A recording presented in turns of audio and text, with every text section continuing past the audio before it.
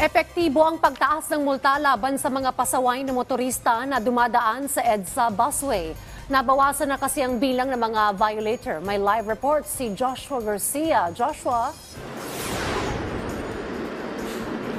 Rise and Shine Pilipinas, Rise and Shine Dayan, tama ka dyan, halos 50% o kalahati ang ibinaba sa bilang ng mga motorista dumadaan o nauhuli na dumadaan dito sa EDSA Carousel Bus Lane kung ikukumpara sa unang araw ng pagpapatupad ng mas mataas na multa dito.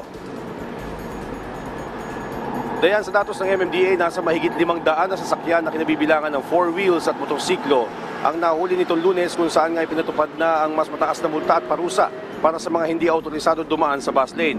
Unti-unti itong bumaba dahil sa tala ng MMDA kahapon ay nasa humigit kumulang 200 na lang ang nahuling motorista. Bagay na pinabura ng mga bus driver. Anila maigi daw na itinaas ang multa para hindi nakakaabala at iwas disgrasya sa mga motorista.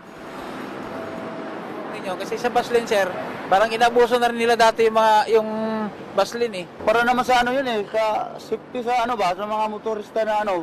Kasi iba, pumapasok lang bigla. Kung hindi taasan yun, hindi siyempre, paulit-ulit pa rin sila. Ay, oo. Bakit? Kasi yan din ang nakakaano ng traffic dito eh. Tsaka kalimitan pati, yan ang nakakadisgrasya. Samantala, Dayan, nakatakda namang magsagawa ng press conference ng MMDA ngayong araw hinggil sa pagkakasuspindingan ni Task Force Special Operations or TFSO Chief Edison Bong Nibriha ngayong araw.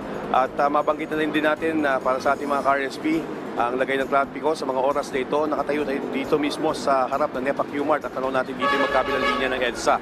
At nanatili namang tuloy-tuloy ang daloy na sasakyan pareho sa northbound papuntang Balintawak, gayon din pa southbound papuntang Makati at Cubao. At yan muna ang latest, balik sa inyo dyan. Dayan. Maraming salamat sa iyo, Joshua Garcia.